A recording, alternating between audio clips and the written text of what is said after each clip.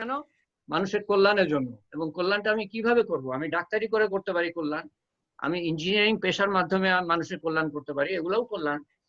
আমি ওকালতির মাধ্যমে করতে পারি, আমি ব্যবসায়ের মাধ্যমে আমি মানুষের কি বলে উপকার মঙ্গল করতে পারি। এক সৎ ব্যবসায়ীর হাসর হবে আম্বিয়াদের সাথে, এক সৎ ব্যবসায়ীর হাসর হবে আম্বিয়াদের সাথে। তো ব্যবসার মাধ্যমে আমি মানুষের খেদমত করতে পারি, বিভিন্ন ভাবে আমি মানুষের খেদমত করতে পারি, আমার বিভিন্ন পেশার মাধ্যমে আমি মানুষের খেদমত করতে পারি। কিন্তু সবচেয়ে বড় খেদমত হলো যে আল্লাহকে চিনিয়ে দেয়া, যাতে সে বেহেশত থেকে মানে বেহেশত পেতে পারে এবং দোজখ থেকে পানা পেতে পারে। এইটা হলো সবচেয়ে বড় খেদমত। আমি মনে করি দুই শ্রেণীর মানুষ সবচেয়ে বেশি কল্যাণ করতে পারে মানুষের। এক শ্রেণীর মানুষ দুনিয়াতে কল্যাণ করে, তারা হলো ডাক্তার, ইঞ্জিনিয়ারও করে, মুকাদ্দেম এজ এন ইঞ্জিনিয়ার, সেও কল্যাণ করছে। সবাই আমরা নিজের নিজের পেশার মাধ্যমে, রুবেল তার পেশার মাধ্যমে, শিক্ষাগত পেশার মাধ্যমে সবাই আমরা কল্যাণ করছি। কিন্তু মানুষ যখন একেবারে মরিয়া হয়ে যায় অসুখ বিসুখে, তখন ডাক্তারের দিকে তাকায়, ডাক্তারের কাছে যায়, তো ডাক্তার যে কল্যাণ করতে পারে সেটার তুলনা হয় না। আর আরেকটা কল্যাণ যেটা আমরা মনে করি না কল্যাণ, সেটা হলো আলেম ওলামারা। তারা আল্লাহকে চিনিয়ে দিতে পারে। আমরা আজ পর্যন্ত ইসলাম কিভাবে পেয়েছি, এই বিভিন্ন মানে এলেমের যে চলে এসছে সিলসিলা আলেমদের মাধ্যমে, সেটার দ্বারাই তো আমি আল্লাহকে চিনি, বা আল্লাহর নবীকে চিনি, বা নবীর পদ্ধতি চিনি, কোরআনকে চিনি, দোজখে কি হবে, হাসরে কি হবে, ফুলসিরাত পার হওয়ার ব্যাপারে কি হবে, বেহেশত দোজখ এগুলা চিনি। তো এই শ্রেণীর মানুষ সবচেয়ে বেশি কল্যাণ করতে পারে, সেটা হলো যে মানুষকে আল্লাহর সাথে পরিচয় করে দিতে পারে, যাতে সে দোজখের আগুন থেকে পানা পেতে পারে এবং বেহেশত পেতে পারে। এবং এটাই বলা হয়েছে, আল্লাহ তাআলা এটাকেই বলেন যে সফলতা, যে নিজেকে দোজখ থেকে বাঁচাতে পারলো সেই সফল। আমাদের কাছে সফলতার মাপকাঠি আলাদা, আমাদের কাছে মানে সারা দুনিয়ার কাছে, এবং সারা দুনিয়া যা বলে, যে আল্লাহকে চিনে না সে যা বলে আমিও তাই বলি। সফলতার মাপকাঠি কি? যে দুনিয়াতে সফল হওয়া, যত দুনিয়া আমি বেশি হাসিল করতে পারবো, টাকা পয়সা, ধন দৌলত, ক্ষমতা, বাড়ি গাড়ি, গয়না পাতি, যত আমার বেশি হবে, আমার লোকবল যত বেশি হবে, তত আমি সফল। কিন্তু এইটা তো আসল সফলতা না। আমি যতই পাই না কেন দুনিয়া, আমি সারা দুনিয়ার বাদশা হয়ে গেলাম, তাতে কি যায় আসে? তাতে কি যায় আসে? আমি কয়দিন ভোগ করতে পারবো? আলমগীর 50 বছর বাদশা ছিল, আকবর 49 ইয়ার্স বাদশা ছিল। কোথায় তারা এখন? কোথায় তাদের কবর? কে তাদের খবর রাখে? কবরে কি হচ্ছে সেটা হলো বড় জিনিস, তারপরে হাসরের দিন কি হবে সেটা বড় জিনিস, পুলসিরাত পার হতে পারবে কিনা সেটা বড় জিনিস, এবং দোজখ থেকে রেহাই পাবে কিনা সেটা হলো বড় জিনিস। তো এই যে মানুষ মারা যাচ্ছে, ঠিকই মারা যাচ্ছে, এবং সেটা অত্যন্ত দুঃখজনক ব্যাপার, কিন্তু প্রত্যেক দিন মানুষ মারা যাচ্ছে। তো বেশি দুঃখজনক ব্যাপার হলো যে তারা তো তার সৃষ্টিকর্তাকে চিনল না। আখিরাতে কি হবে, কবরে কি হবে, কিয়ামতের দিন কি হবে, অনন্ত আখিরাতে কি হবে, এবং সেটার জন্য দায়ী কে হবে? আল্লাহ তাআলা দায়িত্ব দিয়েছেন আমাদেরকে, সেই দায়িত্ব তো আমরা পালন করলাম না। আমি একটা অ্যাম্বাসেডর পাঠালাম, আমাদের এক ভাই অ্যাম্বাসেডর কেনিয়াতে। তো তাকে যখন পাঠানো হয়েছিল, তার উপরে কিছু দায়িত্ব ছিল, সরকারের তরফ থেকে তাকে বলা হয়েছিল তুমি ABCD এগুলা করবা তুমি। সে সেখানে গিয়ে তার খেয়াল খুশি মতো জীবন যাপন করতে শুরু করলো, সাইট সিইং, আনন্দ ফুর্তি, অ্যাম্বাসেডারের সুন্দর বাসা, গাড়ি বাড়ি, তো আনন্দ করছে। তো সে কতদিন সে অ্যাম্বাসেডর থাকবে? তার দায়িত্ব সে পালন করলো না, সে গিয়েছে কেনিয়াতে আনন্দ ফুর্তি করতে। তো বাংলাদেশ সরকার তো তাকে ডাকবে, এবং তার জবাবদিহি করতে হবে যে তুমি তোমার দায়িত্ব পালন করো নাই, তো তোমাকে আমি কি জন্য পাঠালাম? এখানে তো আমি ছাড় পেয়ে যেতে পারি, কিন্তু আখিরাতে আল্লাহ তাআলা যখন ধরবেন, তোমাকে যে দায়িত্ব নিয়ে পাঠিয়েছিলাম সেই দায়িত্ব তুমি কি পালন করেছো, আমার দ্বীনের জন্য কি করেছো তুমি, আমি কি জবাব দিব? আমি আমেরিকায় এসে থাকলাম, আমি অস্ট্রেলিয়া গিয়ে থাকলাম, আমি ইংল্যান্ডে গিয়ে থাকলাম, আমি নিজের খেয়াল খুশি মতো দুনিয়া কামাই করতে থাকলাম, আমার কয়টা বাড়ি হলো, আমার ব্যাংক ব্যালেন্স কি হলো সেই হিসাব আমি রাখলাম, তারপরে আমি আল্লাহর সামনে কি জবাব দিব? তোমাকে আমি শ্রেষ্ঠ জাতি হিসাবে, শ্রেষ্ঠ উম্মতের মধ্যে আমি তোমাকে করে পাঠালাম, তো তুমি আমার দ্বীনের জন্য কি করেছো। আগের উম্মতরা আগের নবীরা আল্লাহ তাআলার কাছে দোয়া করেছিলেন যে আল্লাহ তুমি আমাকে শেষ উম্মতের নবী করে পাঠাও। সেটা তো আল্লাহ তাআলা অবশ্যই প্রত্যাখ্যান করেছেন। আমার শেষ নবী হবে মুহাম্মদ সাল্লাল্লাহু আলাইহি সাল্লাম। তো তখন তারা দোয়া করে যে আল্লাহ তুমি আমাদেরকে শেষ নবীর উম্মত করে পাঠাও। তারা কিন্তু পাগল ছিলেন না, তারা এক একজন নবী। তারা এই ধরনের দোয়া কিভাবে করেন? নবী হওয়া সত্ত্বেও যে শেষ নবীর উম্মত হয়ে আমাকে পাঠাও, করে আমাকে পাঠাও। তারা তো পাগল না। তারা জানতো যে শেষ নবীর উম্মতের মর্যাদা মর্তবা কি আল্লাহ তাআলার কাছে। আগের দিনে আগে একটা নবী ছিল আগের, যে কিনা একটা ফ্যামিলির নবী, পরিবারের নবী, অথবা একটা গোত্রের নবী, অথবা একটা শহরের নবী, অথবা একটা দেশের নবী, যেমন মুসা আলাইহিস সালাম বা ইউসুফ আলাইহিস সালাম মিশরের নবী ছিলেন। এবং তাদের জীবদ্দশায় নবুয়ত শেষ, জীবন শেষ তো নবুয়ত শেষ। একটা মুসলমানের উপরে এই 4 ধরনের দায়িত্ব, যে 4 ধরনের দায়িত্ব রাসূলুল্লাহ সাল্লাল্লাহু আলাইহি অন্যান্য মানে আগের নবীদের উপরে একটা দায়িত্ব ছিল, এই পুরা 4টা দায়িত্ব রাসূলুল্লাহ সাল্লাল্লাহু আলাইহি ওয়াসাল্লামের উপরে ছিল। উনি ওনার পরিবারের জন্য নবী, উনি ওনার গোত্রের জন্য নবী, উনি ওনার শহরের জন্য নবী, উনি ওনার দেশের জন্য নবী, এবং ওনার উপরে 5 নম্বর একটা দায়িত্ব ছিল, কোন নবীর উপরে ছিল না। সেটা হলো যে উনি সমস্ত বিশ্বের জন্য নবী, এবং শেষ যে শিশুটা জন্মাবে তার জন্য নবী। কিন্তু উনি তো 1441 বছর আগে, 1430 বছর আগে উনি মারা গিয়েছেন কম বেশি। উনি কিভাবে আমাদের জন্য নবী? হ্যাঁ, প্রত্যেকটা মুসলমানের মাধ্যমে সবাই আল্লাহর বাণী পাবে। রাসূলুল্লাহ সাল্লাল্লাহু আলাইহি ওয়াসাল্লাম পৌঁছাতে পারবেন না, কিন্তু আমাদের উপর দায়িত্ব রেখে গেছেন। উনি বিদায় হজে বলে গেছেন যে তোমাদের উপরে এই দায়িত্ব, এই দিনটাকে পৌঁছে দেওয়ার জন্য। সাহাবারা সেই দায়িত্ব পালন করেছেন, ওনাদের পরে যারা এসছেন তাবে তাবিঈন, তারা দায়িত্ব পালন করে এসছেন। একদিন পর্যন্ত সেই দায়িত্ব যেভাবে হোক পালন করা হয়েছে, সেজন্য আমরা দিনটা পেয়েছি। কিন্তু ইদানিং আমরা সেই কাজটা ভুলে যাচ্ছি, যে মানুষকে আল্লাহর সাথে পরিচয় করে দেওয়ার দায়িত্ব ছিল এই মুসলমান জাতির, এবং সেই জন্য তারা সর্বশ্রেষ্ঠ জাতি। নামাজ রোজা হজ যাকাতের জন্য আমি শ্রেষ্ঠ না, কারণ আগের দিনের নবীদেরও, আগের দিনের উম্মতের জন্য নামাজ রোজা হজ যাকাত ছিল। মুসলমানের জন্য তাই আছে। মুসলমানের জন্য অ্যাডিশনাল দায়িত্ব, যে সে তার পরিবারের জন্য নবী, মানে নবী তো না, আমরা তার পরিবারের জন্য সে দূত, মেসেঞ্জার অফ দ্য মেসেঞ্জার। রাসূলুল্লাহ সাল্লাল্লাহু আলাইহি ওয়াসাল্লাম ছিলেন মেসেঞ্জার, আমরা হলাম মেসেঞ্জার অফ দ্য মেসেঞ্জার, দূতের দূত। পরিবারের জন্য দূত, তার গোত্র যদি থাকে গোত্রের জন্য দূত, যে শহরে থাকে সেই শহরবাসীর জন্য দূত, যে দেশে থাকে সেই দেশবাসীর জন্য দূত, সমস্ত বিশ্ববাসীর জন্য দূত। আমি তো সমস্ত বিশ্ববাসীর কাছে দাওয়াত পৌঁছাতে পারবো না, কিন্তু যতটুক আমি পারবো ততটুক আমাকে সেই দায়িত্ব পালন করতে হবে। এবং দোয়ার ব্যাপারে তো কোনো সীমা নাই, দোয়া আমি সবার জন্য করতে পারি।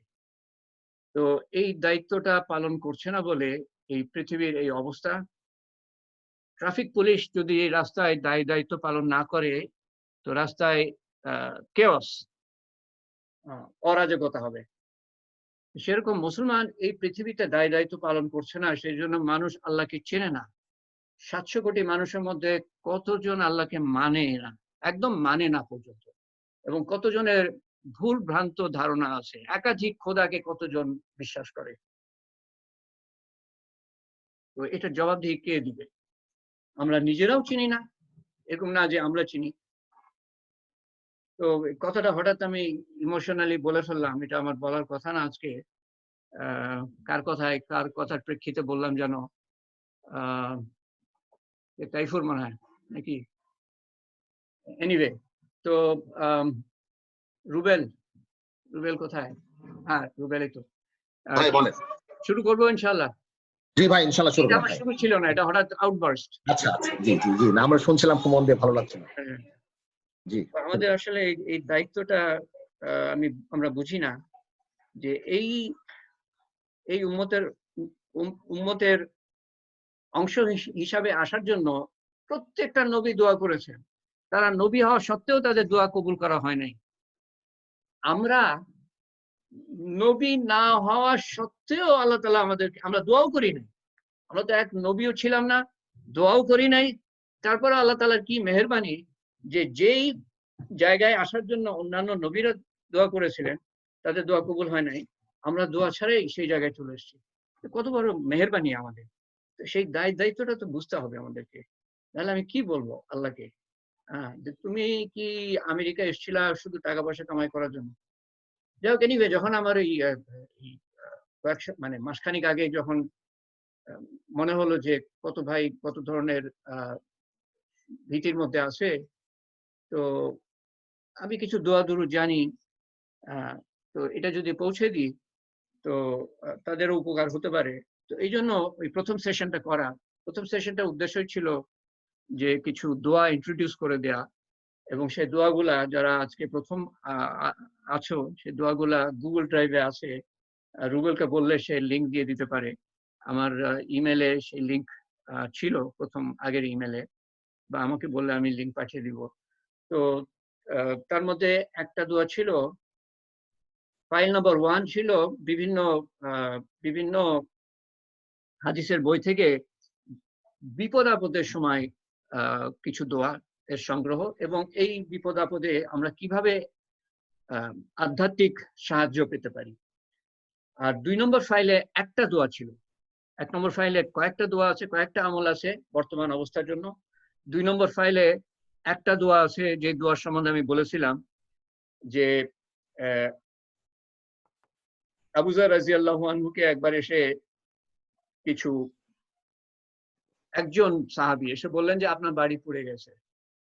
উনার মনের কোনো পরিবর্তন হলো না, মুখের কোনো পরিবর্তন হলো না। উনি বললেন যে নিশ্চয়ই আমার বাড়ি পুড়বে না, আল্লাহ তাআলা এরকম করতেই পারেন না, কারণ আমি সকালে এই দোয়াটা পড়েছিলাম, এবং রাসূলুল্লাহ সাল্লাল্লাহু আলাইহি ওয়াসাল্লাম আমাকে বলেছিলেন যে সকালবেলা এই দোয়াটা পড়বে, তার নিজের কোনো ক্ষতি হবে না, তার সম্পদের ক্ষতি হবে না, তার পরিবারের ক্ষতি হবে না। তো আমি জানি আমার বাড়ি পুড়বে না। পরে গিয়ে দেখা গেল যে আশেপাশে সব বাড়ি পুড়ে গেছে, ওনার বাড়ি পুড়ে নাই। তো উনি যে বেনিফিটটা পেলেন, যে নিশ্চয়তাটা পেলেন, এই নিশ্চয়তাটা তো রাসূলুল্লাহ সাল্লাল্লাহু আলাইহি ওয়াসাল্লাম দেন নাই। রাসূলুল্লাহ সাল্লাল্লাহু আলাইহি ওয়াসাল্লামের ক্ষমতা নাই যে মানুষকে এভাবে সাহায্য করবেন। সব ক্ষমতা আল্লাহ তাআলার। নিশ্চয়তাটা দিয়েছিলেন আল্লাহ তাআলা, এবং সেই আল্লাহ তাআলা এখনো বিরাজমান। এবং উনি যে সাহাবী হিসাবে এই বেনিফিটটা পেয়েছেন সেটাও কিন্তু আমি বলবো না, কারণ উনার আশেপাশে যত বাড়ি ঘর ছিল সব পুড়ে গিয়েছিল, উনার রাস্তার আশেপাশে বাড়ি ঘর ছিল সব পুড়ে গিয়েছিল, উনার বাড়িটা পড়েনি। তো তারাও সাহাবী ছিলেন, তো তাদের বাড়ি পুড়লো কেন? তো আবু যর রাদিয়াল্লাহু আনহু যে সাহাবী হওয়ার কারণে যে ওনার বাড়ি পড়ে নেই সেটা তো না, এই দোয়ার কারণে, এই দোয়ার বরকতে। বুজুর্গি হলো এই দোয়া, এবং এই দোয়া কোত্থেকে এসছে? আল্লাহর নবীর কাছ থেকে। আল্লাহর নবীর কাছে কোত্থেকে এসছে? আল্লাহর থেকে এসছে। গ্যারান্টি হলো আল্লাহ তাআলা। তো একটা দোয়া 2 নম্বর ফাইলে আছে, যেটার বরকত আমি গতবার বলেছিলাম, যারা নতুন তাদের জন্য আবার রিপিট করছি, অত্যন্ত পাওয়ারফুল দোয়া, যেটার বরকত তার আরো 900 বছর পরে, আবু যর রাদিয়াল্লাহু আনহু 900 বছর পরে সম্রাট বাবর সেই দোয়ার বরকত পান। এক যুদ্ধের ময়দানে উনি সঠিকভাবে বর্ম পরেছিলেন না, হঠাৎ করে ওনার উপর আক্রমণ করা হয়, এবং ওনারই এক সৈন্য আক্রমণ করে না চিনতে পেরে, এবং উনি বলেন, বাবর বলেন যে আমার তো কোনো ক্ষতি হয় নাই, এবং সমস্ত তলোয়ার যদি ওই দিন আমার উপরে এসে পড়তো আমার কোনো ক্ষতি হতো না, কারণ আমি ওই দিন এই দোয়াটা পড়েছিলাম। এবং বাবর নামায়, বাবরের আত্মজীবনীতে ওই একই দোয়া উনি তর্জমা করে দেন। তো বাবর যদি সেই দোয়ার বরকত পেতে পারে, দোয়া থেকে লাভ পেতে পারে, যে সারা জীবন যুদ্ধ বিগ্রহ করেই কাটিয়ে দিয়েছে। একটা একটা সম্রাট কি করে, বা একটা বাচ্চা কি করে? সে তো যুদ্ধ বিগ্রহই করে। তো খুন খারাপি করে যে সারা জীবন কাটালো, সে যদি দোয়ার বরকত পেতে পারে, তো তুমি আমি কেন পাবো না? তারপরে বলেছিলাম যে সূরা হাশরের শেষ 3টা আয়াত যে পড়বে প্রত্যেক ফজরের পরে এবং মাগরিবের পরে, আউযু বিল্লাহিস সামিউল আলিম মিনাশ শাইতানির রাজিম 3 বার বলার পরে, বিসমিল্লাহির রহমানির রহিম একবার বলার পরে, সূরা হাশরের শেষ 3টা আয়াত, সেই দিন সে আহত হবে না, সেই দিন সে নিহত হবে না, 70,000 ফেরেশতা তার জন্য দোয়া করবে সকাল থেকে সন্ধ্যা পর্যন্ত। 70,000 ফেরেশতা। আমি যদি বলি যে ভাই মুকাদ্দেম আমার জন্য দোয়া করো, সে করবে একবার দুইবার, তারপর ভুলে যাবে। আমরা মানুষ, আমরা ব্যস্ত থাকি। হ্যাঁ, তো তারপরে ভুলে যাবে। কিন্তু আল্লাহ তাআলা 70,000 ফেরেশতাকে নিয়োজিত করবেন সেই ব্যক্তির জন্য দোয়ায়ে মাগফিরাত করার জন্য। এবং সেদিন যদি সে স্বাভাবিকভাবে মারা যায়, আহত হবে না, নিহত হবে না, স্বাভাবিকভাবে মারা যায়, তো সে শহীদের দরজা পাবে। সূরা হাশরের শেষ 3টা আয়াত। এবং তারপরে দৈনন্দিন আমল হিসাবে কিছু দোয়ার কথা বলেছিলাম, যার মধ্যে একটা ছিল লা হাওলা ওয়ালা কুওয়াতা ইল্লা বিল্লাহিল আলিয়্যিল আযীম, যেটা পড়লে পরে 99টা বিপদ আপদ থেকে আল্লাহ তাআলা রক্ষা করবেন, 99 ধরনের অসুখ বিসুখ থেকে আল্লাহ তাআলা বাঁচাবেন, এবং দুর্যোগ অসুখ বিসুখ থেকে আল্লাহ তাআলা বাঁচাবেন। এই দুইটা বেনিফিটের কথা বলা আছে, লা হাওলা ওয়ালা কুওয়াতা ইল্লা বিল্লাহিল আলিয়্যিল আযীম। আস্তাগফিরুল্লাহ ওখানে লিস্ট করা আছে, 3 নম্বর ফাইলের কথা বলছি। আস্তাগফিরুল্লাহ লিস্ট করা আছে। আস্তাগফিরুল্লাহর বেনিফিট হলো যে আল্লাহ তাআলা মহা বিপর্যয় থেকে বাঁচাবেন, যে বেশি বেশি করে আস্তাগফিরুল্লাহ পড়বে। কোরআন শরীফে একটা আয়াতে আছে, আল্লাহ তাআলা বলছেন রাসূলুল্লাহ সাল্লাল্লাহু আলাইহি ওয়াসাল্লামকে, যে আল্লাহ তাআলা আযাব দিবেন না যতদিন পর্যন্ত আপনি তাদের সাথে আছেন, মানে সাহাবাদের সাথে আছেন, এবং যতদিন অথবা অথবা বা এবং যতদিন তারা আল্লাহর কাছে মাফ চাইবে, আল্লাহ তাআলা তাদেরকে শাস্তি দিবেন না। মহা দুর্যোগ থেকে আল্লাহ তাআলা রক্ষা করবেন, বিপর্যয় থেকে, দুশ্চিন্তা থেকে আল্লাহ তাআলা রক্ষা করবেন আস্তাগফিরুল্লাহ বেশি বেশি করে পড়লে, এবং এমন জায়গা থেকে রিজিক আসবে যে সে কল্পনাই করতে পারে না। তো এরকম 3 নম্বর ফাইলে কিছু দৈনন্দিন আমলের কথা বলা আছে, আয়াতুল কুরসি পড়া প্রত্যেক ফরজ নামাজে পড়ে, সেটার বেনিফিটের কথা বলা আছে। তারপরে 4 নম্বর ফাইল আছে রাসূলুল্লাহ সাল্লাল্লাহু আলাইহি ওয়াসাল্লামের দৈনন্দিন জীবনের আমল সমূহ, মানে নিজের ব্যক্তিগত জীবনের কিছু কিছু আমল সম্বন্ধে আমি ওখানে তুলে ধরেছি 4 নম্বর ফাইলে। এবং এক একটা সুন্নত, রাসূলুল্লাহ সাল্লাল্লাহু আলাইহি ওয়াসাল্লামের এক একটা সুন্নত হাদিস শরীফে বলা আছে যে এমন এক সময় যখন মানুষ সুন্নতের উপরে আমল করা ছেড়ে দিয়েছে, সেই সময় কেউ যদি একটা সুন্নত পালন করে, তো আল্লাহ তাআলা, একটা হাদিসে বলা আছে, একটা শহীদের সওয়াব পাবে, গলা কাটা শহীদ, এবং অন্য হাদিসে আছে যে 100টা গলা কাটা শহীদের সওয়াব পাবে। তো এই সুন্নত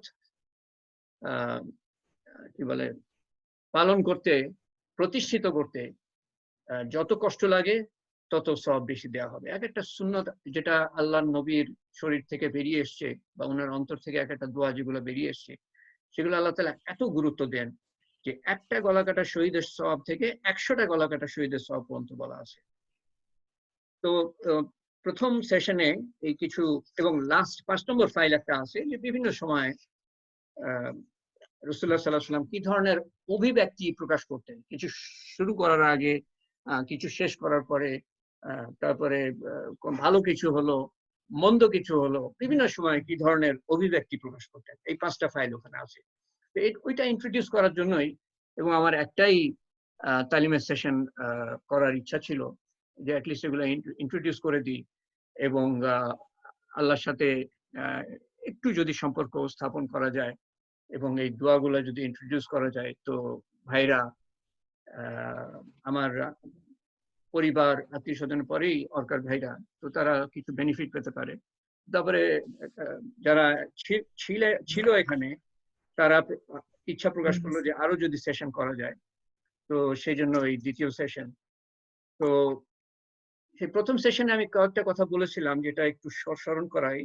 একটা কথা ছিল যে আল্লাহ তাআলা যে বিরাট সৃষ্টি, এটা আমাদের তুলনার, মানে আমাদের ধ্যান ধারণার বাইরে, অতুলনীয় সৃষ্টি। তো এত কিছু উনি সৃষ্টি করার পরে অনায়াসে কন্ট্রোল করছেন, নিয়ন্ত্রণ করছেন, কোনো এফর্ট ছাড়া। তো সেই আল্লাহর কাছে তোমার আমার সমস্যা তো কোনো সমস্যাই না, no problem at all for Allah to solve, যদি আল্লাহর উপরে আমি ভরসা করতে পারি, এবং আল্লাহর উপরে আমি আত্মসমর্পণ করতে পারি। 1971 সালে পাক সেনা মুক্তিযোদ্ধাদের হত্যা করার চেষ্টা করে, মুক্তিযোদ্ধা পাক সেনাদের হত্যা করার চেষ্টা করে, এবং ভারতীয় বাহিনী যখন আসে তাদের সাথেও একই ব্যাপার। এইভাবে হত্যাযজ্ঞ চলতে থাকে, ধ্বংসযজ্ঞ চলতে থাকে। তো ডিসেম্বর মাসে 16 তারিখে যখন পাক সেনারা আত্মসমর্পণ করলো, তখন কিন্তু তাদের ক্ষতি করার আর কোনো হাত ছিল না কারো। না মুক্তিযোদ্ধারা ক্ষতি করতে পারতো, না ভারতীয় সেনারা ক্ষতি করতে পারতো।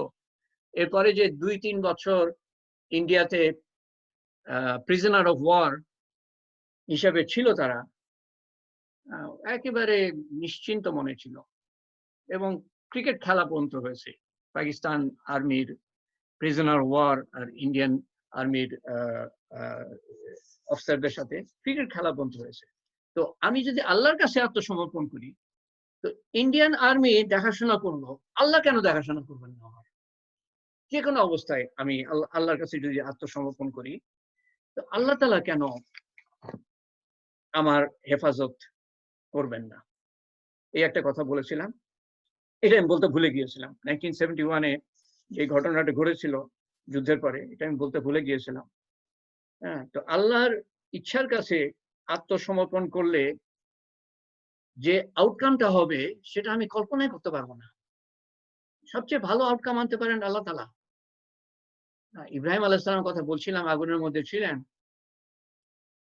তো আগুনের মধ্যে হেফাজত করার মালিক একমাত্র আল্লাহ তাআলা। আগুনের থেকে খারাপ অবস্থা আর হতে পারে না। দুনিয়াতে সবচেয়ে খারাপ অবস্থা হলো আগুন, আগুনের মধ্যে পড়া। এতে খারাপ অবস্থা হতে পারে না। তো ওই আগুনের মধ্যে যদি কেউ হেফাজত করতে পারেন, তো আল্লাহ তাআলাই পারেন। কারণ আল্লাহ তাআলা সমস্ত কিছু কন্ট্রোল করেন, সমস্ত কিছু ওনার নিয়ন্ত্রণের মধ্যে। একটা পরাক্রমশালী বাদশা, তার রাজত্বে আমি বাস করি।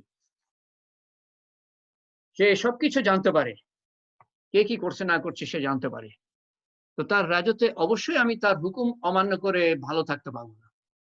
তো এটা যদি একটা পরাক্রমশালী বাদশার ব্যাপারে হয়, তো আল্লাহর বাদশাহিতে আমি আছি, আল্লাহর রাজত্বে আমি আছি। আমি কিভাবে আল্লাহর রাজত্বে ভালো থাকবো? আল্লাহর হুকুম অমান্য করে। এখানে তফাৎ হলো যে আল্লাহ তাআলা কিছু ছাড় দেন দুনিয়াতে, সাথে সাথে ধরেন না। কিন্তু যখন ধরেন তখন আল্লাহ ছাড়া কেউ রেহাই রক্ষা করতে পারে না। তখন নূহ আলাইহিস সালামের সময় বন্যা আসলো।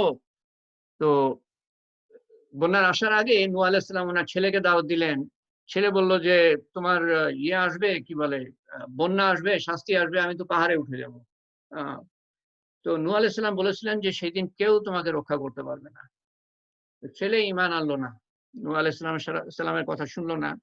সে পাহাড়ে উঠে গেল। যখন বন্যা আসলো, যত বন্যার পানি আসে তত সে পাহাড়ে উঠতে থাকে। একসময় পাহাড়ও ডুবে গেল। তখন সে পানিতে হাবুডুবু খাচ্ছে, কেউ বাঁচাতে পারলো না তাকে। নূহ আলাইহিস সালামও বাঁচাতে পারেন নাই। উনি একবার বলেছিলেন যে আল্লাহ আল্লাহ আমার আমার সন্তান। আল্লাহ তাআলা অত্যন্ত ক্রোধের মধ্যে পড়ে বলেছিলেন যে তুমি যদি একবার তোমার সন্তানের কথা বলো, তোমার কিস্তি সহ আমি ধ্বংস করে দিব। সে তোমার সন্তান না। আত্মীয়তা হলো কলেমার মাধ্যমে, রক্তের মাধ্যমে না। তো যখন আল্লাহর শাস্তি আসে কেউ ঠেকাতে পারে না। মনে করি মনে করি রুবেল অত্যন্ত ক্ষমতাশালী, যা ইচ্ছা তাই করতে পারে। তো আমরা যদি রুবেলের খেদমত করি, তার কথা মতো চলি, তো এটা হতেই পারে না যে রুবেল আমাদের ক্ষতি করবে। এটা যদি রুবেলের বেলায় কথাটা খাটে, তো এটা আল্লাহর বেলায় তো পুরোপুরি খাটবে। আমরা যদি আল্লাহর হুকুম মানি, তো কেমন করে আল্লাহ তাআলা তার সৃষ্ট সৃষ্টির দ্বারা আমার ক্ষতি করবেন, আমাদের ক্ষতি করবেন? আল্লাহ তাআলা বলেন যে আমি তোমাদের সৃষ্টি করেছি, আমি সবকিছু সৃষ্টি করেছি তোমাদের খিদমতের জন্য, মানুষের খিদমতের জন্য। আর মানুষকে সৃষ্টি করেছি আমার ইবাদতের জন্য। এখন যদি এরকম আমরা দেখি যে আল্লাহর সৃষ্টি আমাদের খেদমত করার কথা খেদমত না করে আগুনের আকারে ধ্বংস করছে, বা বা পানি বন্যার আকারে এসে আমাদের ধ্বংস করছে, বা ঝড় সাইক্লোনের আকারে এসে আমাদের ধ্বংস করছে, বা মাটি ভূমিকম্পের আকারে এসে আমাদের ধ্বংস করছে, তো তাহলে তো আল্লাহর কথা মিথ্যা হয়ে গেল। যে আল্লাহ তাআলা সবকিছু সৃষ্টি করেছেন মানুষের খেদমতের জন্য, সে কথাটা তো মিথ্যা হয়ে গেল যদি আল্লাহ সৃষ্টি আমাদের ধ্বংস করে সেবা করার জায়গায়। তো দ্বিতীয় কথাটা তাহলে ধরতে হয় যে আল্লাহ তাআলা মানুষকে সৃষ্টি করেছেন আল্লাহর ইবাদতের জন্য। তো আমরা সেই শর্তটা পালন করছি না, আল্লাহর ইবাদত করছি না বলে আল্লাহর সৃষ্টি আমাদের সেবার জায়গায় আমাদের ধ্বংস করছে। না হলে এটা হতেই পারে না যে আমি আল্লাহর ইবাদত করব আর আল্লাহর সৃষ্টি আমার ধ্বংস করবে, এটা হতেই পারে না। এই একটা কথা বলেছিলাম কিনা আমার মনে নাই, কিন্তু বলার কথা ছিল আমার।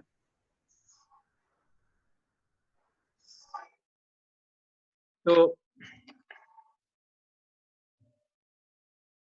আজকে যেটা বলতে যাচ্ছিলাম, তো আমরা মানে এই গতবারের শেষ একটা কথা আমি বলে নিই যে আমরা এই রোজা মাসটা পালন করছি পুরা আত্মসমর্পণের মাধ্যমে আল্লাহর কাছে।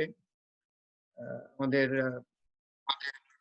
কৃতকর্মের গুনার জন্য আল্লাহর কাছে মাফি চেয়ে এই মাসটা আমরা কাটাই, যাতে আমরা পরিপূর্ণ নিষ্পাপ হয়ে এই মাস থেকে বেরিয়ে আসতে পারি এবং আল্লাহ তাআলা বিভিন্ন বালা মুসিবত আল্লাহ তাআলা উঠিয়ে নেন। আল্লাহ তাআলা অত্যন্ত ক্ষমাশীল। এই সম্বন্ধে বলেছিলাম গতবার, আমি ভবিষ্যতে আরো বলবো। যে মুসা আলাইহিস সালামের সময় বৃষ্টি হচ্ছিল না, তারপরে কিভাবে বৃষ্টি হলো। আল্লাহ তাআলা সাথে সাথে একজন লোক ছিল যে মুসা আলাইহিস সালামের কথা শুনতো না, সে মাফ চাইলো, আল্লাহ তাআলা সাথে সাথে বৃষ্টি দিয়ে দিলেন। ওই একজনের জন্য আল্লাহ তাআলা বৃষ্টি দিচ্ছিলেন না। আল্লাহ তাআলার ক্ষমা সাথে সাথে পাওয়া যায় যদি অন্তর থেকে একটু অনুতাপের সাথে আল্লাহকে বলি, আল্লাহ মাফ করে দাও। আল্লাহ তাআলা অত্যন্ত ক্ষমাশীল। তো আজকে বলতে চাচ্ছিলাম,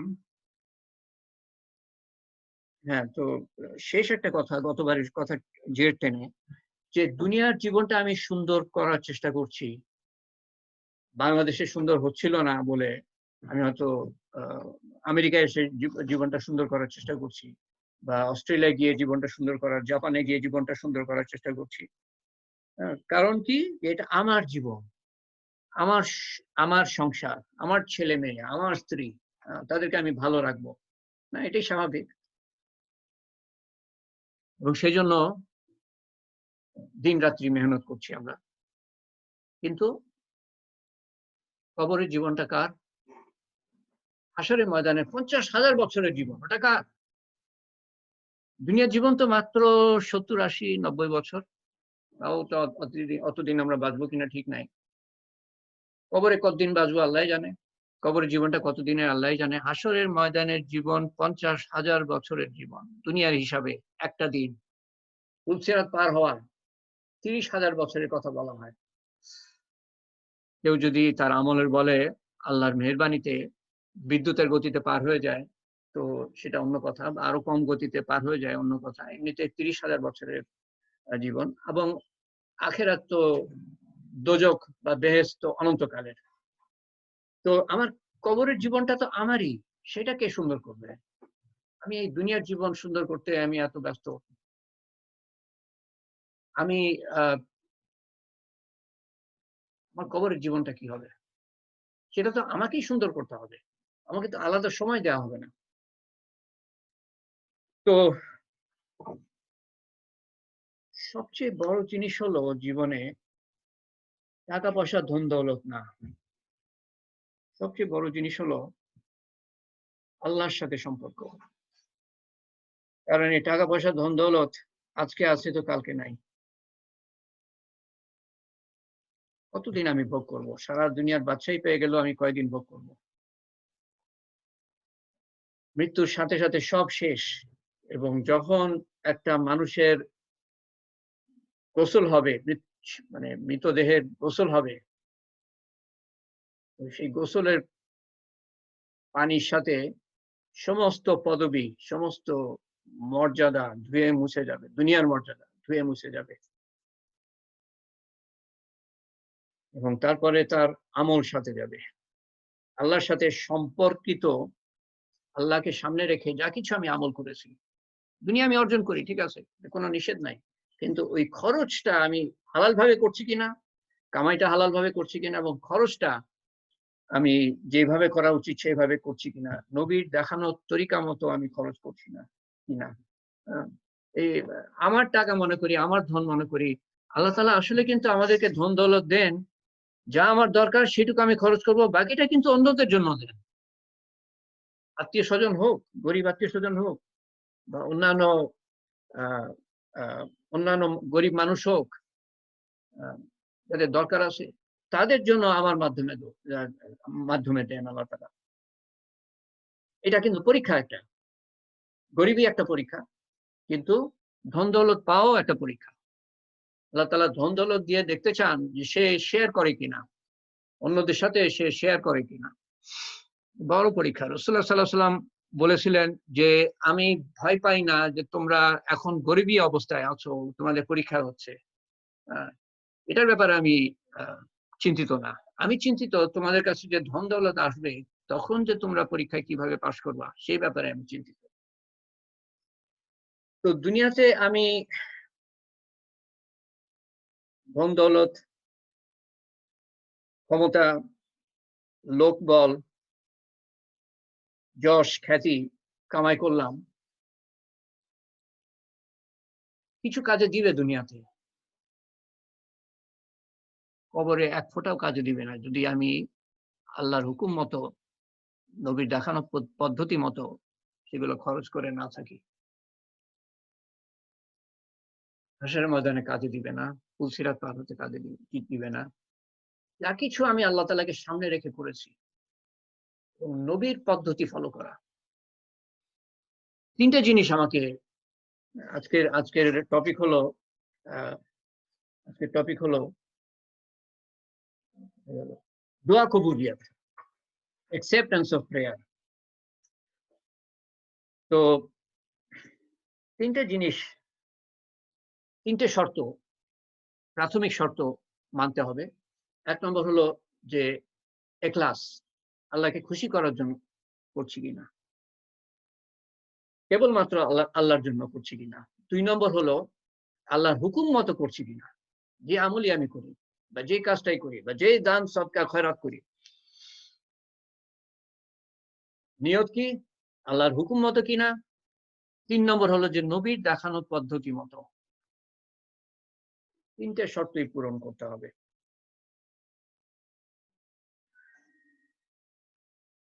তিনটে শর্তই পূরণ করতে হবে।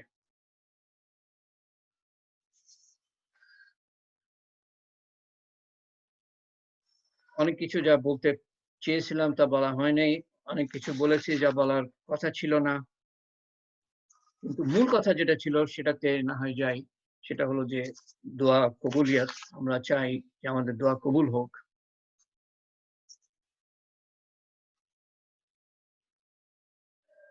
তো তিনটে শর্তে আসছি আমি একটু পরে। তো আল্লাহর সাথে সম্পর্ক রাখার উদ্দেশ্য হলো যে আমি আল্লাহর থেকে বেনিফিট পাই। আল্লাহ তাআলা বলেন যে তোমাকে আমি সৃষ্টি করেছি, তুমি আমার থেকে বেনিফিট পাবা সেই জন্য না। আমরা আল্লাহ তাআলা কি বেনিফিট দিব? আমরা নিজেরাই নিজেদের বেনিফিট দিতে পারি না, নিজেরাই নিজের ভালো বুঝি না। ডায়াবেটিস, তারপরেও মিষ্টি খাই। একটা অসুখ আছে, একটা জিনিস খাওয়া উচিত না, তারপরে সেটা খাই আমরা। তো আল্লাহ তাআলা আমাদের সৃষ্টি করেছেন, আমরা কিভাবে আল্লাহ থেকে লাভ পেতে পারি। আল্লাহকে লাভ দেওয়ার মতো কেউই নাই, কারণ আল্লাহর প্রয়োজনই নাই। আল্লাহকে কি লাভ দিব আমি? দুনিয়ার সবাই যদি সবচেয়ে খারাপ মানুষটার মতো হয়ে যায়, তো আল্লাহর কোনো ক্ষতি হবে না তাতে। আর সবাই যদি সবচেয়ে ভালো মানুষটার মতো হয়ে যায়, তো আল্লাহর কোনো লাভ হবে না। আল্লাহর শান শওকত কিছু মাত্র বাড়বে না, আল্লাহর শান শওকত কিছু মাত্র কমবে না, কারণ আল্লাহ পারফেক্ট। পারফেক্ট মানে হলো পারফেক্ট, কথাটা আছে আমাদের দুনিয়াতে, কনসেপ্টটা আছে, কিন্তু পারফেক্টের কোনো নমুনাই নাই আমাদের মধ্যে। কারণ পারফেক্ট এমন একটা জিনিস যেটা কোনো বাড়তেও পারে না, ঘাটতেও পারে না, ঘাটতিও হবে না। এবং একমাত্র নজির হলো আল্লাহ তাআলা। He is perfect in all aspects. যদি সময় সুযোগ হয় তো আল্লাহর গুণাবলী সম্বন্ধে কিছু কথা বলবো ইনশাআল্লাহ। তা থেকে আমি আরো ভালো ধারণা পাবো যে পারফেকশন বলতে কি বোঝায়।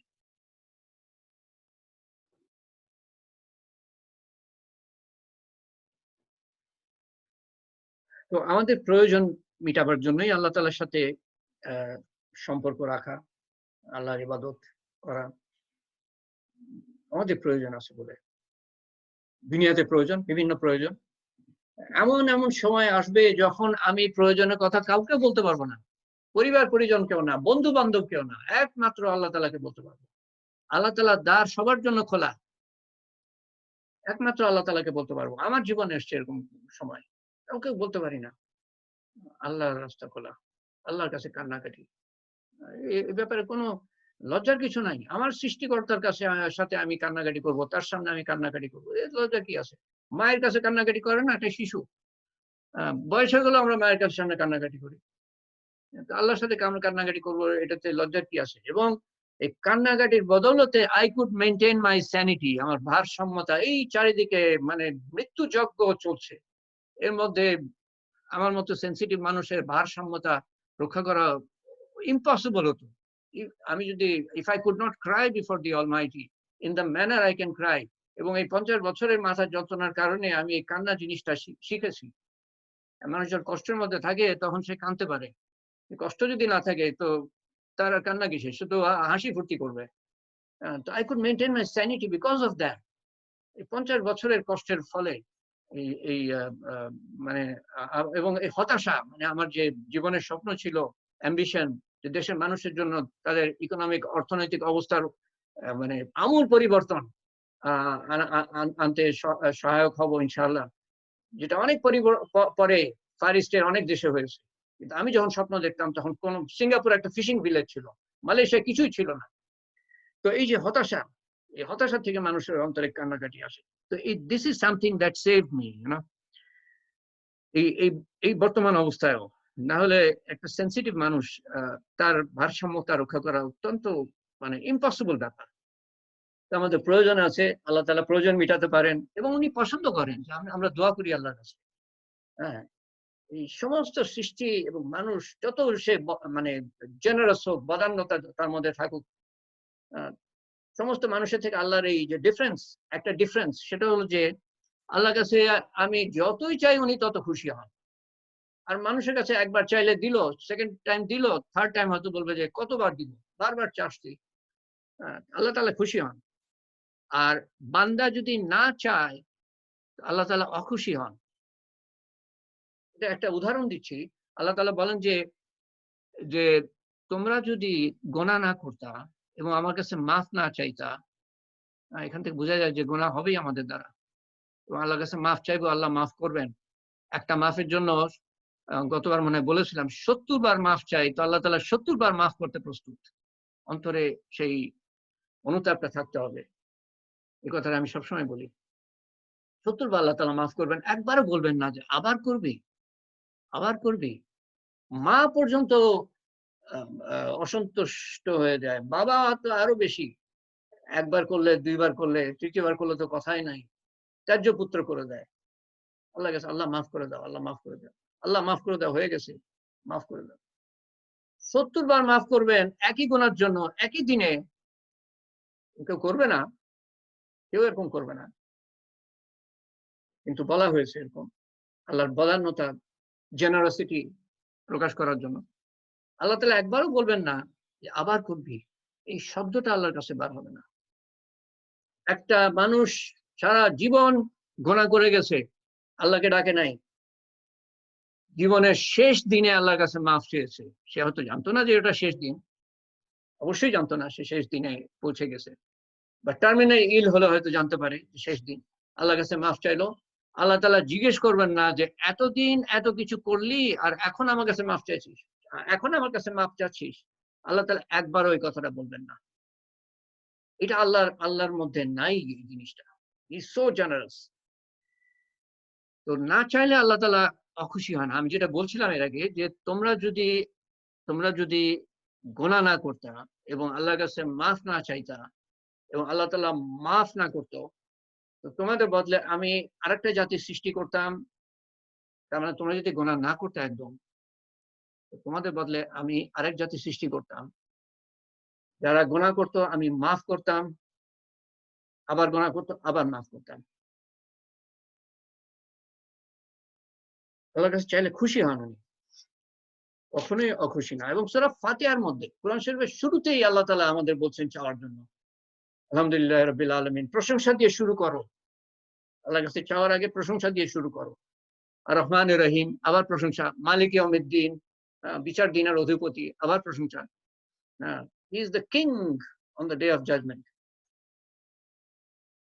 ইয়াকা না'বুদু ওয়া ইয়াকা নাস্তাঈন, তোমারই ইবাদত করি এবং তোমারই সাহায্য চাই। আল্লাহ তাআলা চাইতে শিখাচ্ছেন আমাদেরকে। সবচেয়ে বড় চাওয়া কি সেটা বলে দিচ্ছেন। ইহদিনাস সিরাতাল মুস্তাকিম, ও আল্লাহ আমাদেরকে সরল পথ প্রদর্শন করো। সবচেয়ে বড় চাওয়া। সবকিছু আমরা চাই, আল্লাহ তাআলা কখনো অখুশি না হন। এখানে বলা হচ্ছে সবচেয়ে বড় চাওয়াটা কি। এবং এবং দোয়া কবুলিয়তের জন্য এটা শর্ত না, আমি কোথাও দেখি নাই, কোনো আলেমের কাছে শুনি নাই। এটা শর্ত না যে আমি মহা বুজুর্গ হয়ে যাব, ওলি আল্লাহ হয়ে যাব,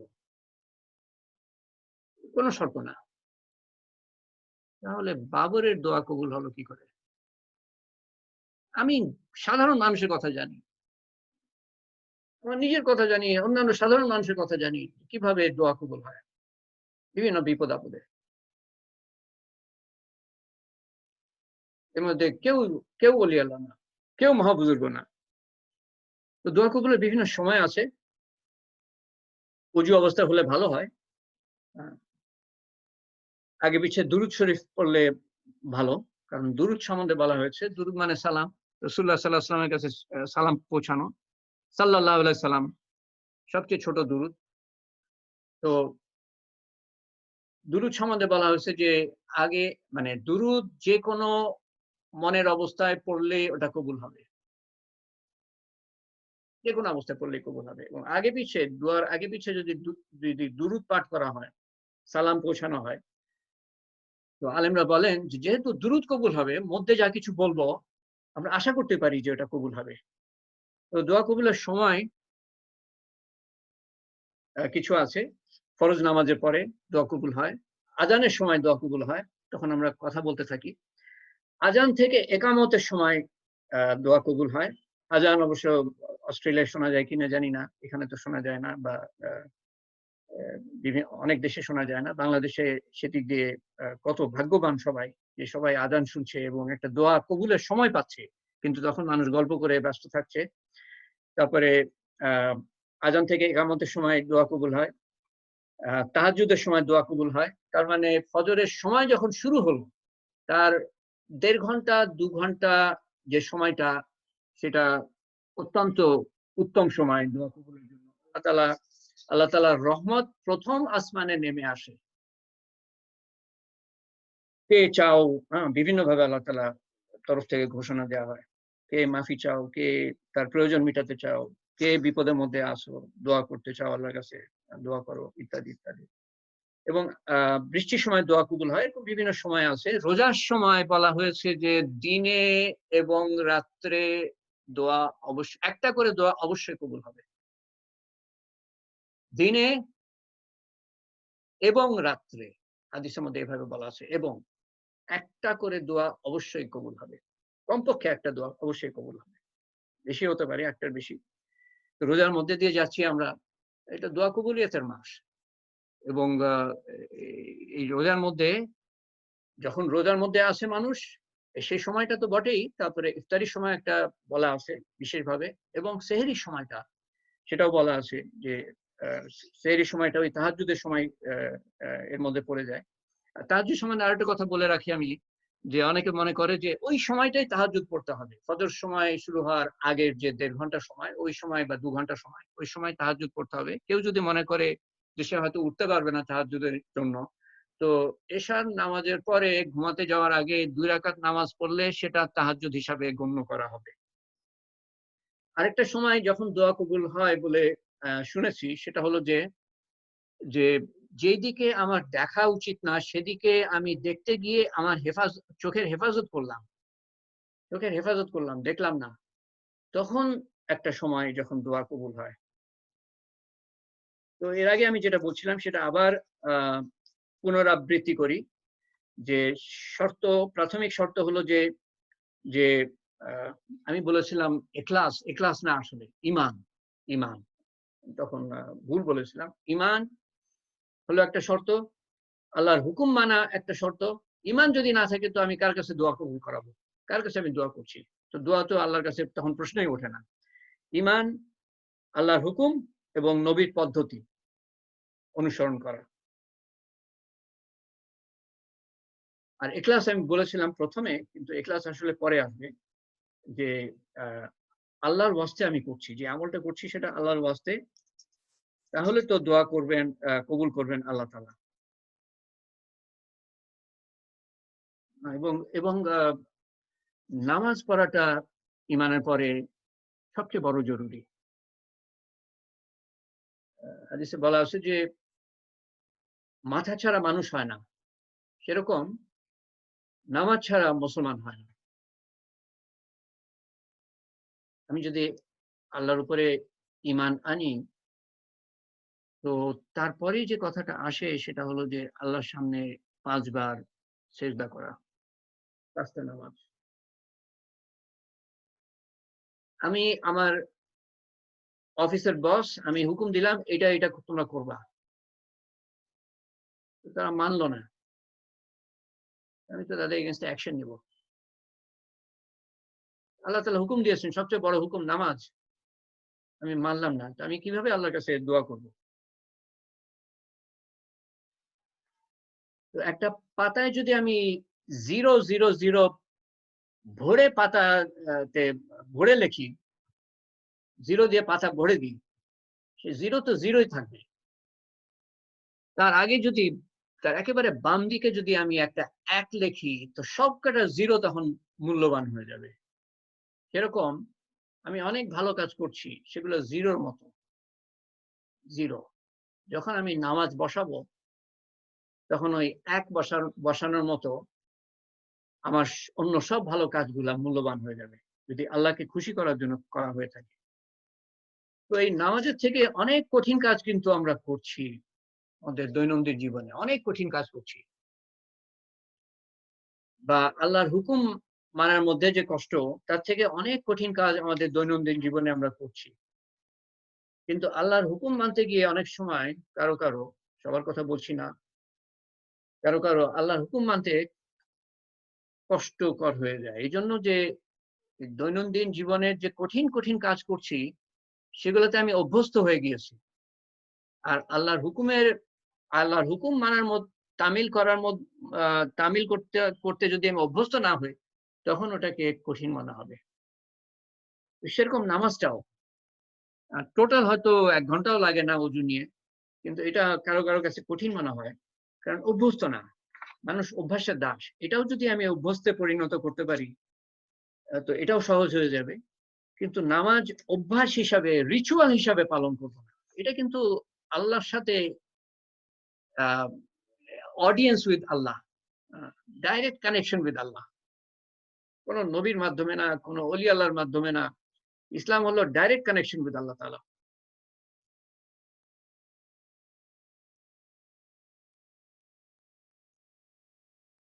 আর দোয়ার সম্বন্ধে আরেকটা কথা বলি, যে দোয়া কিন্তু একটা মুসলমানের কখনোই ব্যর্থ হয় না, কখনোই বিফলে যায় না। ব্যর্থ বলবো না, বিফলে যায় না। 3টে অবস্থার একটা অবস্থার মধ্যে থাকে, পড়ে। কিয়ামতের দিন আল্লাহ তাআলা আমাদের হিসাব নিবেন, কিন্তু আল্লাহ তাআলা আমাদেরকে প্রত্যেকটা দোয়ার হিসাব দিবেন। প্রত্যেকটা যে বিপদ আপদ দিয়েছেন সেটার হিসাব দিবেন। অমুক বিপদ দিয়েছি, আজকে এই বদলা দিচ্ছি, অমুক বিপদ দিয়েছি, আজকে এই বদলা দিচ্ছি। এই বিপদ আপদের বদলা দেখে বান্দা বলবে যে, হায় দুনিয়াতে যদি আমি আরো কষ্ট পেতাম, আজকে কত বদলা পেতাম আল্লাহর কাছ থেকে। আমার শরীরের মাংস যদি টেনে ছিঁড়ে নিত, কত বদলা পেতাম আল্লাহর কাছে আজকে। তো ওই বিপদ আপদের হিসাব দিবেন। সামান্য বিপদ আপদ, সামান্য চিন্তা, আমার চাবিটা কোথায় গেল, এটারও আল্লাহ তাআলা হিসাব দিবেন এবং বদলা দিবেন।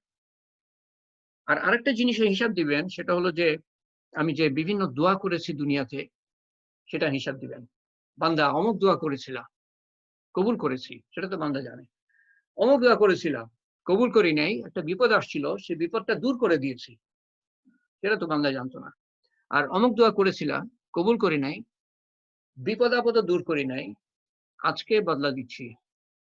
যেসব দোয়া কবুল হয় নাই, বিপদ আপদ দূর হয় নাই, সেগুলার বদলা দেখে বান্দা বলবে, হাই, দুনিয়াতে যদি আমার একটা দোয়াও কবুল না হতো, আজকে কত কিছু পেতাম আল্লাহ তাআলার কাছ থেকে।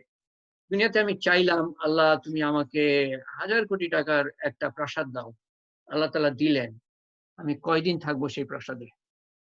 আর আল্লাহ যদি না দেন, তো সেটা কিন্তু অবশ্যই আখিরাতে দিবেন, এটা বদলা অবশ্যই আখিরাতে দিবেন, এবং সেই বদলা আমি চিরকাল ভোগ করব।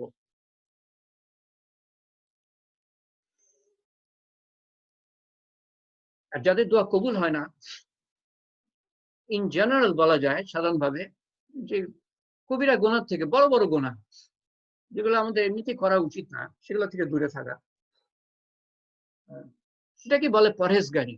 আমরা পরহেজগারি শব্দটা ব্যবহার করি, পরহেজগার, যে নামাজ কালাম পড়ে তো পরহেজগার না। পরহেজগার হলো পরহেজ করে, মানে দূরে থাকে। কিসের থেকে? নিষেধের থেকে দূরে থাকে, যেটা আল্লাহ তাআলা নিষেধ করেছেন। তো এগুলো কিন্তু খুব বেশি বেশি না, মানে কোরআন শরীফে আল্লাহ তাআলা যে বলেন যে এটা করো আর এটা করো না, এরকম আয়াত কিন্তু খুব কম। বেশিরভাগই হলো আল্লাহর বড়ত্ব মহত্ব নিয়ে।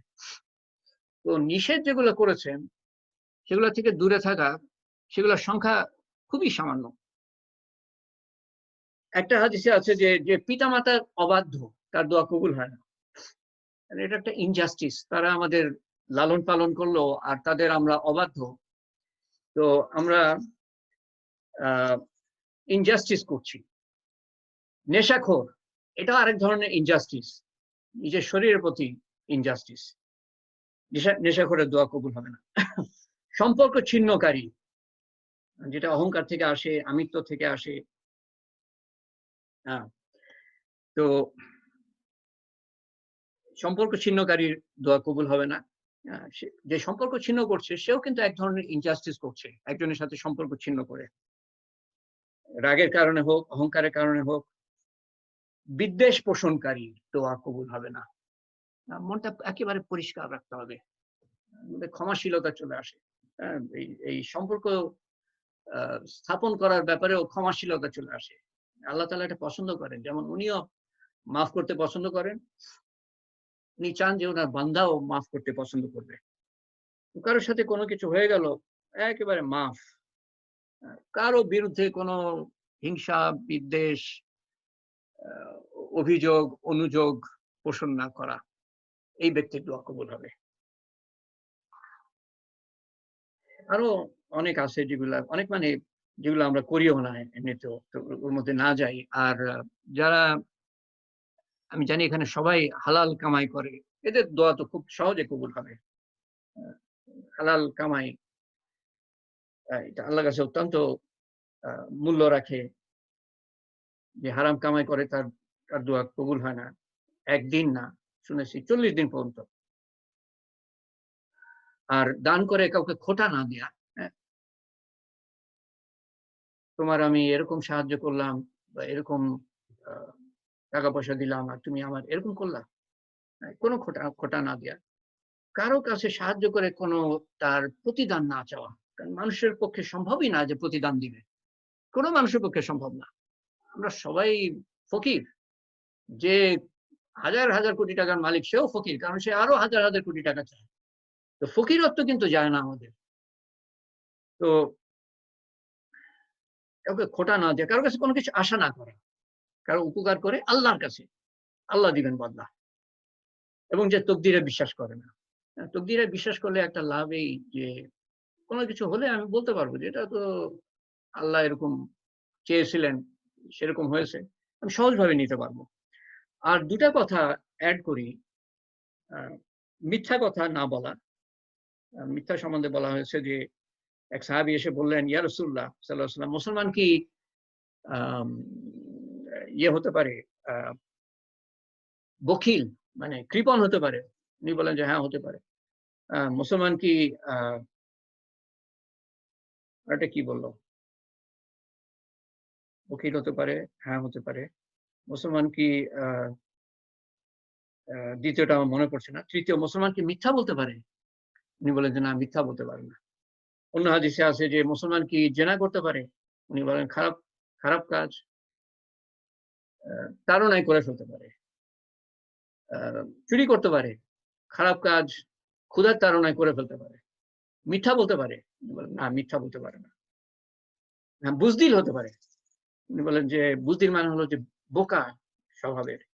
হ্যাঁ, বুজদিল হতে পারে, বখিল হতে পারে, বখিল মানে কৃপণ, হ্যাঁ হতে পারে। মিথ্যা বলতে পারে, না মিথ্যা বলতে পারে না। আর কি বলে, ধোকা না দেয়া, ধোকা না দেয়া। এই সম্বন্ধে বলা হয়েছে যে যে ধোকা দিল সে আমার উম্মতের খাতায় নামই লেখায় নাই, উম্মতের খাতায় নামই লেখায় নাই। আমার মুসলমান দেশে এই মিথ্যা বলা আর ধোকা দেয়া তো একেবারে ভরে আছে, একেবারে ভরে আছে। একটা ঘটনা বলি, ঘটনাগুলোই মনে থাকবে, আর ঘটনার মাধ্যমে কিন্তু আসলে কথাগুলো মনে থাকবে। আব্দুল্লাহ বিন জারির ইয়েমেনের একজন প্রিন্স ছিলেন, যুবরাজ। তো উনি ভৃত্যকে বললেন যে একটা ঘোড়া নিয়ে আসো, কিনে নিয়ে আসো। তো ভৃত্য ঘোড়া কিনে আনলো। উনি দেখে জিজ্ঞেস করলেন যে কত দাম, কত দাম দিয়ে কিনলাম? ও বললো যে 300 দিরহাম। তো আব্দুল্লাহ বললেন যে আমাকে নিয়ে চলো সেই লোকের কাছে যার কাছ থেকে তুমি কিনেছো। নিয়ে গেল। তো সে লোককে বলল, বিক্রেতাকে, যে তুমি এটা 300 টাকা দিয়ে, 300 দিরহাম দিয়ে বিক্রি করেছো, আমি যদি তোমাকে 400 দিরহাম দিই? তো সেই বিক্রেতা বললো যে তাহলে তো খুব ভালো হয়। 500 দিরহাম দিই, আরো ভালো হয়। এভাবে 800 দিরহাম উনি দিয়ে দিলেন, বাড়াতে বাড়াতে। সেই লোক 800 দিরহাম পেয়ে দিল ছুট, যে টাকা আবার কখন আমার কাছে কেড়ে নেয়। তো ভৃত্য বলল যে আপনাকে আমি 300 দিরহাম দিয়ে ঘোড়া কিনে দিলাম, আর আপনি আরো 500 দিরহাম বাড়িয়ে দিলেন। আব্দুল্লাহ বিন জারির বলেন,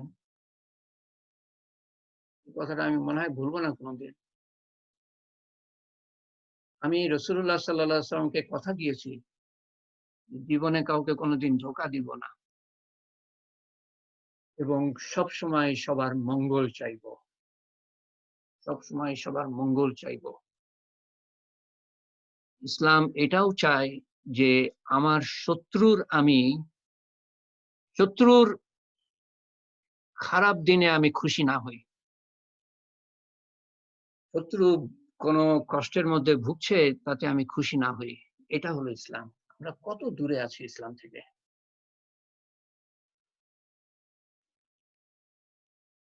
এবং ন্যায়পরায়ণতা আল্লাহর কাছে অত্যন্ত প্রিয়। আল্লাহর কাছে মাফ চাওয়া কখনোই দেরি হয় না। মাফ, আমি শেষ দিনে মাফ চাই, আল্লাহ সেটাও কবুল করবেন।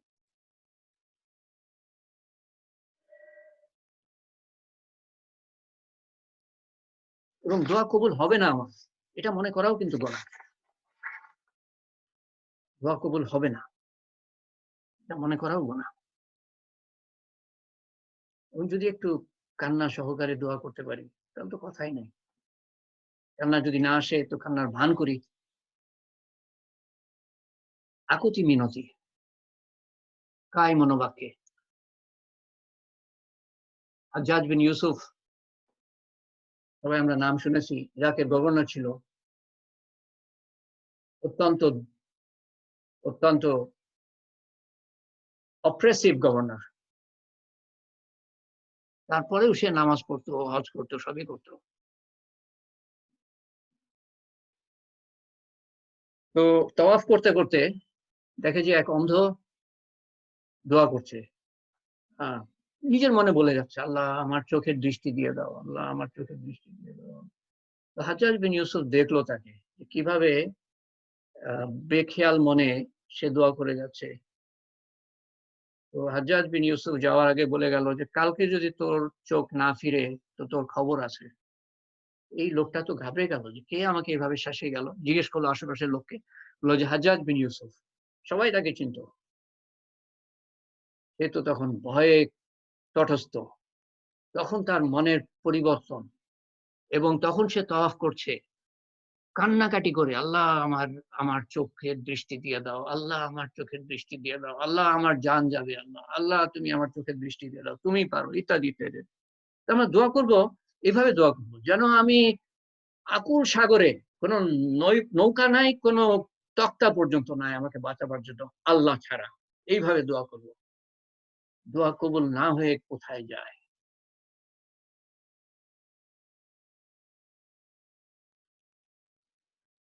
এবং আরেকটা পন্থা হলো যে যেই প্রয়োজনটা আমার, যে জন্য আমি দোয়া করছি, সেরকম প্রয়োজন তো আরো অন্য মানুষের আছে, আমি অন্য মানুষের জন্য দোয়া করি, নিজের জন্য করি, অন্য মানুষের জন্য করি, যার একই ধরনের প্রয়োজন আছে।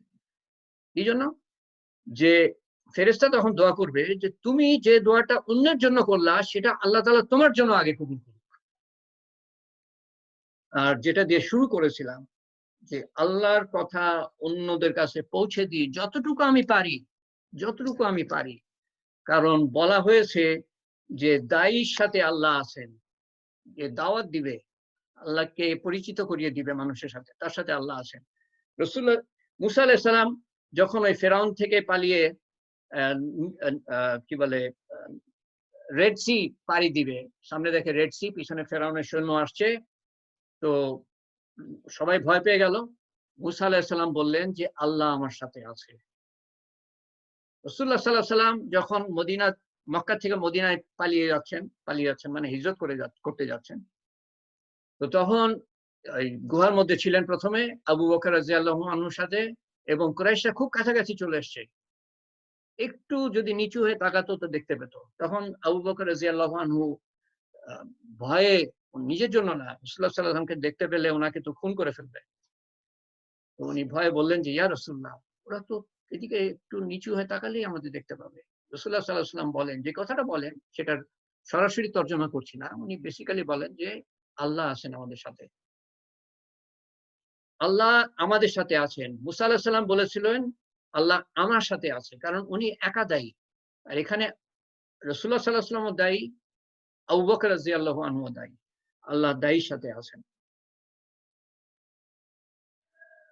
তো যে কথাটা এর আগে বলেছি, আমার সুপার পায়াস হওয়ার দরকার নাই, ফরজ ওয়াজিব সুন্নত আমি পালন করি, উপরের নিষেধগুলা মেনে চলি, যেগুলা মানা যে কোনো মানুষের জন্য প্রয়োজন যদি আমরা মানুষ হয়ে থাকি, এবং জাস্টিসের পর্যায়ে পড়ে। পিতামাতার কথা শোনা, এটা তো জাস্টিসের একটা অংশ। আত্মীয়তার সম্পর্ক ছিন্ন না করা, এটা একটা জাস্টিসের অংশ। নিজের শরীরের ক্ষতি না করা, নেশাখোর হয়ে, এটাও তো একটা জাস্টিসের অংশ, নিজের প্রতি যাতে আমি অন্যায় না করি, কোনো না কোনো ভাবে জাস্টিসের সাথে জড়িত। তো এই মোটামুটি কিছু নিষেধ যেগুলা করা হয়েছে এগুলা মানি। বললাম না যে আমি সাধারণ মানুষকে আমি দেখেছি তাদের দোয়া কিভাবে করতে হয়, এবং এখন আমরা অবশ্যই দোয়া কবুল করাতে চাই যে আমাদের দোয়া কবুল হোক। এমন সময়ের মধ্যে দিয়ে আমরা যাচ্ছি, সব সময়ের জন্য এই বিপদ আপদ তো কেটে যাবে এক সময় না এক সময়, কিন্তু অন্যান্য বিপদ আপদ আসতে থাকবে, এবং সেগুলোও পার হয়ে যাবে। এক সময় সবচেয়ে বড় বিপদ যেটা মৃত্যু, সেটা তো আসবে। তখন প্রশ্ন করা হবে তোমার রব কে ছিল, তখন কি আমি সওয়াল জবাব করতে পারবো? তারপরে তো কিয়ামতের দিনে হিসাব। তো আল্লাহর সাথে সম্পর্ক হলো সবকিছুর গ্যারান্টি, সবকিছুর ইন্স্যুরেন্স হলো আল্লাহ, সবকিছুর প্রোটেকশন হলো আল্লাহ। সবকিছু থাকবে না একদিন, আল্লাহ থাকবেন কবরে, হাসরে, ফুলসিরাত পার হতে।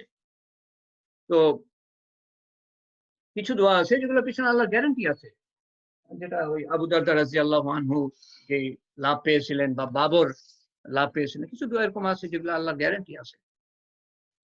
আর বাকি যেগুলো আমরা দোয়া করি আমাদের ভালোর জন্য হলে অবশ্যই আল্লাহ তাআলা কবুল করবেন, আর ভালোর জন্য যদি না হয়, যদি ক্ষতি হতে পারে আমার, তো সেটা আল্লাহ তাআলা রদ করে রাখবেন, আখিরাতে আমাকে দিবেন।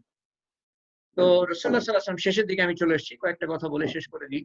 যে রাসূলুল্লাহ সাল্লাল্লাহু আলাইহি ওয়াসাল্লাম বলেন যে বিজ্ঞ ব্যক্তি হলো সে যে মৃত্যুকে সদা সর্বদা চিন্তা মানে স্মরণ করে, continually thinks about death, remembers death and prepares for death continually. কারণ যে কোনো সময় চলে আসবে, তো হঠাৎ করে এসে যেন আমাকে না ধরে, সেজন্য আমার সবসময় প্রস্তুত থাকা উচিত। সবচেয়ে নিশ্চিত ঘটনা মৃত্যু, সবচেয়ে অনিশ্চিত হলো মৃত্যুর সময়টা। রাসূলুল্লাহ সাল্লাল্লাহু আলাইহি ওয়াসাল্লাম বলেন সকাল হলে সন্ধ্যা পর্যন্ত বাঁচার আশা রেখো না, এবং সন্ধ্যা হলে সকাল পর্যন্ত বাঁচার আশা রেখো না। রাসূলুল্লাহ সাল্লাল্লাহু আলাইহি ওয়াসাল্লাম বলেন দুনিয়ার সন্তান আছে, আখিরাতের সন্তান আছে, যদি পারো আখিরাতে সন্তান হও। এই দুনিয়া বীজ বপন করার জায়গা, আখিরাত হলো ফসল বপন করার জায়গা, ফসল কাটার জায়গা। আল্লাহ তাআলা আমাদেরকে বুঝার এবং আমল করার তৌফিক দেন। আমরা একটু দোয়া করে নিই ফরমালি, এবং তারপরে আমরা কিছু কথা বলে রিটায়ার ইনশাআল্লাহ। আল্লাহুম্মা আমিন, আল্লাহুম্মা আমিন। জাযাল্লাহু আন্না মুহাম্মাদান মা হুয়া اللهم صل على سيدنا محمد. ربنا آتنا في الدنيا حسنة وفي الآخرة حسنة وقنا عذاب النار. ربنا هب لنا من أزواجنا وذرياتنا قرة أعين. لا إله إلا الله الحليم الكريم. سبحان الله رب العرش العظيم والحمد لله رب العالمين. أسألك موجبات رحمتك وعزائم مغفرتك والغنيمة من كل بر والسلامة من كل إثم. لا تدع لنا ذنبا إلا غفرته ولا هما إلا فرجته ولا مريضا إلا شفيته ولا دينا إلا قضيته ولا مجاهدا إلا نصرته ولا مظلوما إلا نصرته ولا حاجة هي لك رضا إلا قضيتها يا أرحم الراحمين يا أرحم الراحمين يا أرحم الراحمين. اللهم أسألك من خير ما سألك منه نبيك محمد صلى الله عليه وسلم ونعوذ بك من شر ما استعاذك منه نبيك محمد صلى الله عليه وسلم. أنت المستعان وعليك البلاغ ولا حول ولا قوة إلا بالله العلي العظيم. اللهم اغفر لأمة محمد صلى الله عليه وسلم. اللهم ارحم أمة محمد صلى الله عليه وسلم. اللهم احفظ أمة محمد صلى الله عليه وسلم. اللهم اهدنا واهد بنا واهد الناس جميعا. اللهم إنك عفو كريم تحب العفو فاعف عنا. ربنا لا تزغ قلوبنا بعد إذ هديتنا وهب لنا من لدنك رحمة إنك أنت الوهاب. اللهم أسألك إيمانا كاملا يقينا صادقا علما نافعا رزقا واسعا عملا صالحا حياة طيبة دعاء مستجاب لسانا ذاكرا قلبا خاشعا رزقا حلالا طيبا شفاء من كل داء يا قاضي الحاجات يا رافع الدرجات يا حلال المشكلات يا موجب الدعوات برحمتك نستغيث يا أول الأولين يا آخر الآخرين يا أكرم الأكرمين يا أرحم الراحمين يا راحم المساكين يا ذي القوة المتين. আল্লাহ যা কিছু পাঠ করার তৌফিক দিয়েছো আল্লাহ, তার ভুল ভ্রান্তি সংশোধন করে তোমার শাহী তরবারে ধৃত করো আল্লাহ। ও আল্লাহ, এবং ও শাহী তরবারে গৃহীত করো এবং রাসূলুল্লাহ সাল্লাল্লাহু আলাইহি ওয়াসাল্লামের কাছে পৌঁছে দিও আল্লাহ। ওনার পূর্বসূরি ও উত্তরসূরির কাছে পৌঁছে দিও, ওনার আহল ও আসহাবের কাছে পৌঁছে দিও, সমস্ত মুসলমানের কাছে পৌঁছে দিও আল্লাহ।